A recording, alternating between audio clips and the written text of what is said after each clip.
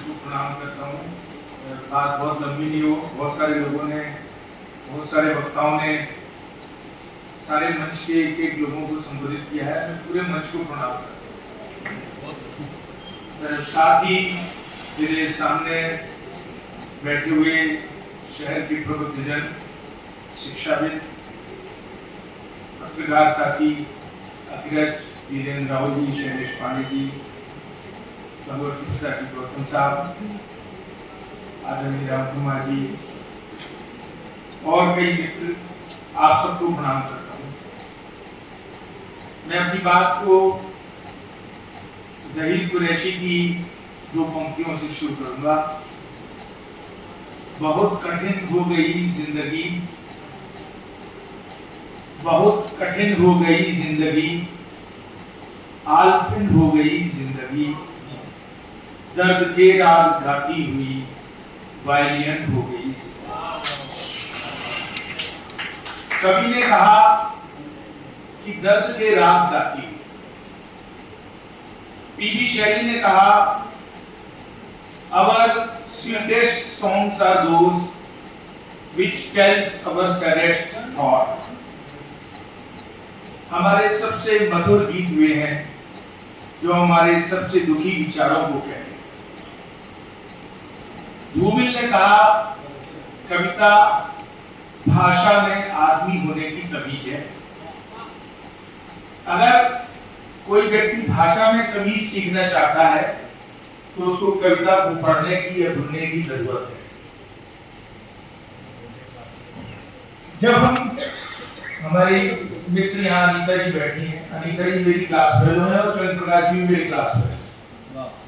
हम सब लोग एक ही क्लास से निकले हुए लोग हैं और अलग अलग मुकाम पर सबने जाके काम किया।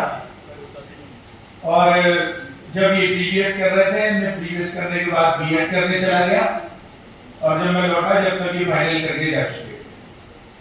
फिर भी हमारी मुलाकात एक ही विभाग में, जिस तरह से ये सीधे व्याख्याता पद पे चयनित हुए, मैं भी व्याख्याता के पद पर सीधे चयनित हुआ और उस नाते हम लोगों की मुलाकात, मैंने इस इलाका 8-9 साल तक जिला मंत्री रहा तो लगातार रामने मंडी में इनसे मुलाकात मेरी होती रही। तो मेरे साथी भी है और एक साथी की पुस्तक आती है तो इससे बड़ा हर्ष का विषय नहीं हो सकता। ये कुछ अपनी विभागीय मशरूफियतों में ज्यादा व्यस्त रहे, हो सकता है अप डाउन की लाइफ रही। हालांकि मैंने भी 12 साल अप डाउन किया है, इसलिए अप डाउन को मैं एक्सक्यूज नहीं मानता। मैं ये मानता हूँ कि जब विद्या की देवी सरस्वती और वाणी और गिरा में आपकी कविता उतरनी होती है तो मां निशा तुम गवा शाश्वती समायता के कोच वक्त के साथ उपज जाती है। तो हो सकता है अब उनके पास थोड़ा फुर्सत के पल रहे होंगे और उन्होंने अपनी कुछ कविताओं को नया रूपाकार दिया होगा। मैंने ये देखा कि कविता के बारे में लोगों को बहुत सारी गलतफहमी है और गलतफहमी इस तरह से है कि हम सोचते हैं कि कविता महज तुकबंदी है। कई बार हम सोचते हैं कि कविता इसलिए लिखी जाए कि कविता लिख के किसी को मुंह चिढ़ाया जा सकता है या नीचा दिखाया जा सकता है। कई बार हम सोचते हैं कि कविता इसलिए लिखी जाए कि विचार के चाबुक से किसी की पिटाई कर दो अच्छी तरीके से। कई बार हम सोचते हैं कि कविता लिखकर हम कोई बहुत बड़ी बात कह रहे हैं और किसी आग्रह को अपने जो हमारे दिमाग में है उसको सार्वभौमिक सत्य की तरह, यूनिवर्सल ट्रुथ की तरह पूरी जनता पे लाद देंगे। लेकिन भाई साहब, कविता इनमें से कुछ नहीं है। कविता सबसे पहले कवि की पोल खोलती है। कविता ये बता देती है कि आपके सोचने का तरीका और लहजा क्या है। कविता ये बता देती है कि जो महान उक्तियां कह रहा है उसके पीछे उसके जीवन में टुच्चे इरादे क्या है। मैंने कई बड़े कवियों को देखा जो अपनी जाति जिंदगी में बहुत घटिया इंसान थे। इसलिए ऐसा मत मान लीजिएगा कि जो जितनी बड़ी कविता लिख रहा है उतना बड़ा इंसान। लेकिन मैं तो धनकार हूं तो अपने नजरिए से देखता हूं। कविता लिखना खुद को व्यक्त करना, अपने अनुभव के संसार को बताना है, अपनी संवेदनशीलता को बताना है। और मैं अगर बड़ी बात कहूं, मैं मेरी ध्यान देंगे, कविता 3 स्तर पर अपना काम करती है: स्मृति, संवेदना और विवेक। सबसे पहले जो स्मृति से आपको मिलता है, संवेदना उसको ग्रहण करती है, विवेक ये तय करता है कि क्या ग्राह्य है और क्या अग्राह्य है, क्या कविता में रखना है और क्या कविता में नहीं रखना।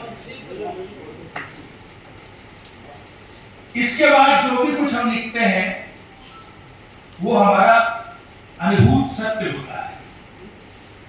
चंद्रप्रकाश जी मेघवाल ने बहुत सारे सच लिखे, मैं उनका यहां उल्लेख करूं तो कुछ पॉइंट्स मैं देखता हूं कि वो व्यंग और यथार्थ के धरातल पे काम करते हैं। जरूरी नहीं है व्यंग व्यंजना से उत्पन्न होता है, अभिधा से भी व्यंग उत्पन्न हो जाता है, यथार्थ से भी चित्रण से व्यंग पैदा हो जाता है। देखिए शिक्षक की कैसी लाचारी, सरकारी फरमान हुए भारी, सूचना तंत्र में कैसे शिक्षण हो, शिक्षण व्यवस्था चौपट। ये बात बाकायदा वो लिखते हैं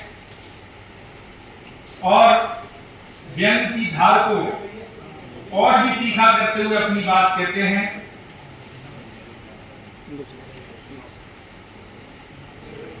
जो बीत गया सो गुजर गया, अब आने वाले कल का मान करो, तुम यथार्थ का चित्रण करके मानव का सम्मान।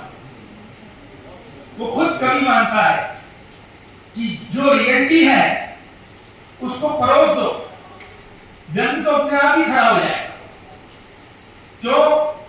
क्योंकि हमारे जीवन में इतने विरोधाभास है, इतनी विसंगतियां हैं, इतनी विषमताएं हैं कि व्यंग टटोलने के लिए कहीं दूर जाने की जरूरत आपको नहीं। व्यंग क्या है? व्यंग जहां पर विरोधाभास और विषमता को उकेरता है वो व्यंग।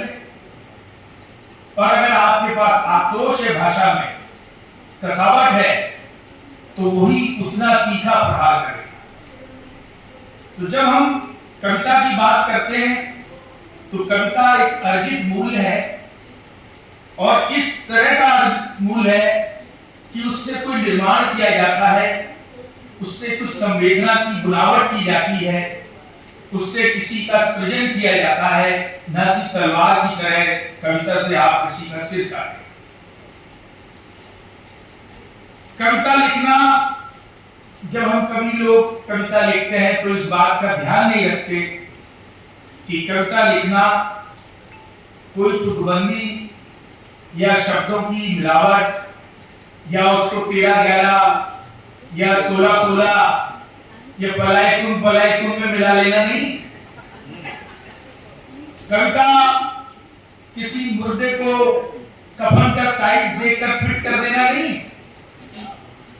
कविता लिखना दूसरे के जख्मों को अपनी छाती पर महसूस करना है। कविता लिखना अपने जख्मों को दुनिया के आईने में देखना है। कविता लिखना नैतिक और अनैतिक के निश्चय के बीच एक मानवीय अनिश्चय के बीचों बीच अपने आप को टटोलना।